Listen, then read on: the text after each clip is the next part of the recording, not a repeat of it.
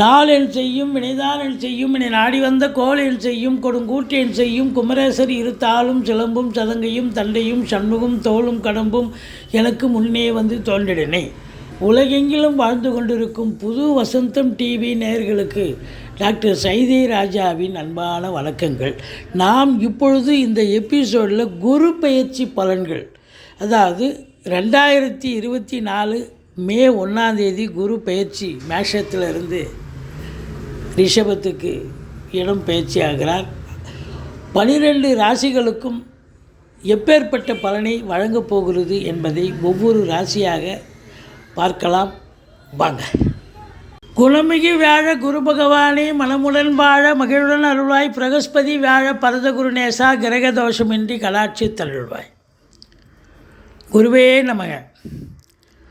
இந்த குரு பயிற்சி இந்த 2024 தமிழ் மாதம் சித்திரை மாதம் 18ஆம் தேதி, ஆங்கில தேதிக்கு மே 1 குரு பயிற்சி. இது மக்கள் பிரம்மாண்டமாக எதிர்பார்த்து கொண்டிருக்கும் ஒரு நிலை. குரு பயிற்சினா மேக்சிமம் எல்லோருக்குமே ஒரு சந்தோஷந்தாங்க. ஜோசியரை எங்கே பார்த்தாலும் சரி, ஐயா குரு பயிற்சி எனக்கு நல்லா இருக்குமா என் ராசிக்கு அப்படின்னு ஒரு பொது இடத்துலையும் ஒரு கோயில் குளங்களில் எங்கேயாவது பார்க்குற இடத்துலையும் கேட்குறது நம்ம கண்கூடாக பார்க்க முடியும். ஆனால் அதே சனி பயிற்சியாக இருக்கும்பொழுது யாரும் வாய் திறக்க மாட்டேங்கிறாங்க. சனி பயிற்சினா ஒரு பயம், ஆனால் குரு பயிற்சினாலே எல்லோருக்கும் ஒரு சந்தோஷம். அப்படி குரு பகவான் பொறுத்தவரையிலையும் உங்களுக்கு இந்த 2024 குரு பயிற்சி 12 ராசிகளுக்கும் எப்பேற்பட்ட பலன்களை வழங்கப் போகிறது. சிலருக்கு ஓஹோன்னு இருக்கும், சிலருக்கு மீடியமாக இருக்கும், சிலருக்கு நியூட்ரலாக இருக்கும். அது யாராருக்கு எப்படி இருக்குன்னு பார்க்க போகிறோம். குருவுக்கு பல பெயர்கள் இருக்குது. பொன்னவன், அந்தணன், அதாவது குரு தனித்திருக்கக்கூடாதுன்னு ஒரு பாட்டே இருக்குது. அந்தணன் தனித்திருக்கையில் அவதிகள் மற்ற ஒன்றுலாம். தனித்த குரு இருக்கக்கூடாது, யார் கூடயாவது சேர்ந்திருந்தால் ரொம்ப நல்ல பலனை தருவார். ஒரு ஜாதகத்தில் இந்த குருவே இல்லைன்னு சொன்னால் அவ்வளோதாங்க, ரொம்ப எல்லோருக்குமே கஷ்டத்தை அனுபவிக்க வேண்டிய சூழ்நிலை வந்துடும். குரு தான் ஓரளவுக்கு எல்லா கிரகங்களையும் சேர்த்து பிடிச்சி பார்த்து, அதாவது இருக்கிற இடத்துக்கும் பலனை கொடுத்து, பார்க்குற இடத்துக்கும் பலனை கொடுத்து, கிரகங்களையும் பார்க்கும்பொழுது அந்த கிரகங்களுக்கு ஒரு செம்மையான ஒரு பலனை கொடுக்கக்கூடிய ஒரு அற்புதமான ஒரு கிரகம் குரு. குரு இல்லையே என்று சொன்னால் நம்ம மானிட பிறவி இந்த பிரபஞ்சத்துக்கே ஒரு அசௌகரியமான நிலை ஏற்பட்டிருக்கும். குரு தான்.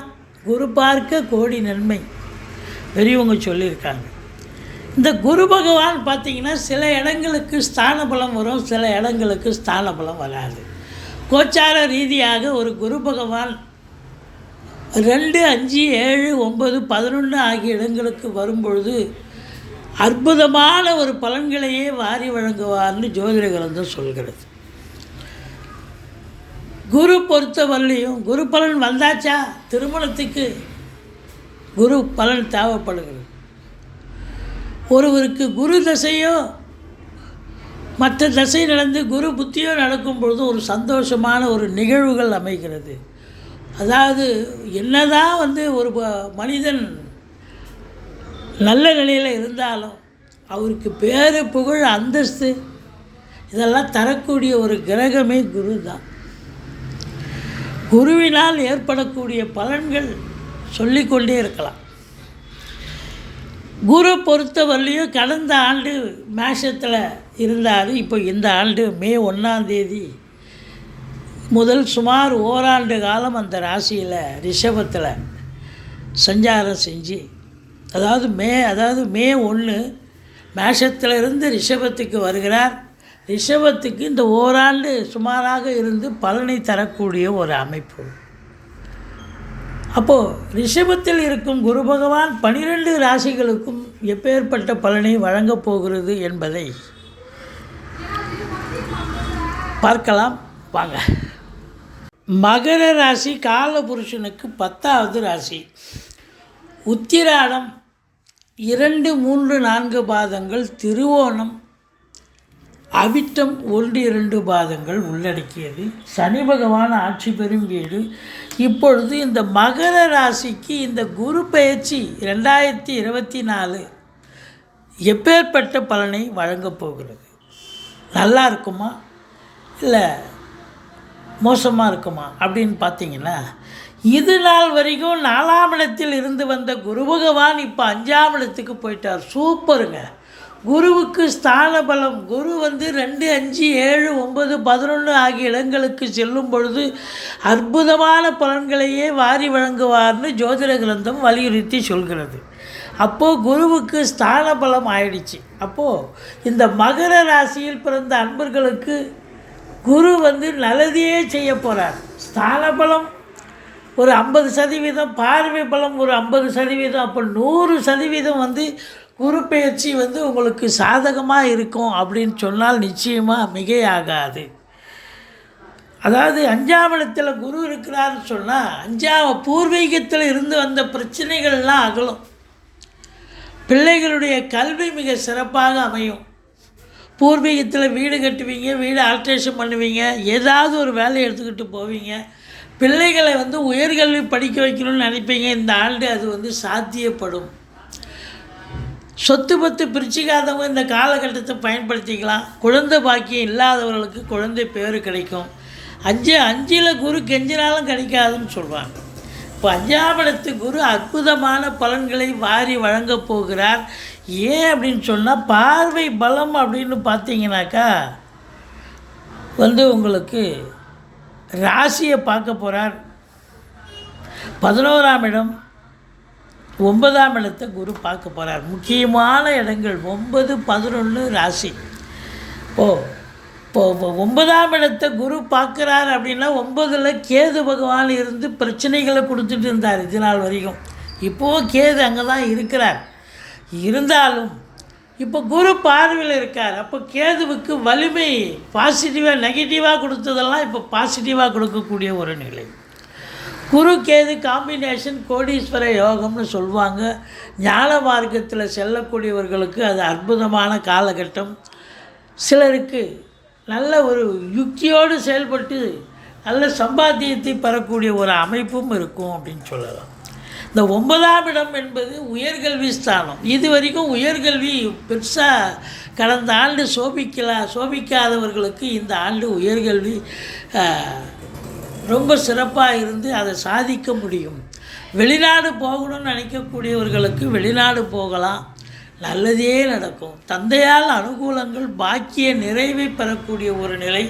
ஆன்மீகத்தில் நாட்டம் அதிகரிக்கும். ஆலய வழிபாடுகள் செய்வீர்கள், நன்கொடைகள் வழங்கி மகிழ்வீர்கள். சமூகத்தில் உங்களுக்கு பேரு புகழ் அந்தஸ்து உயரும். 9ஆம் இடம் இல்லையா, பாக்கியஸ்தானம் இல்லையா, ஈஸிலி டு கெட்டுன்னு சொல்லுவாங்க. அது உங்களுக்கு எதையும் இந்த ஆண்டு 2024 இந்த மகர ராசியில் பிறந்தவர்களுக்கு ஒரு பாக்கியமான ஒரு சூழல். சொந்த தொழில் பண்ணுறவங்க நம்பி கடன் வாங்கி தொழிலில் போடலாம், தொழில் அபிவிருத்தி ஆகும்.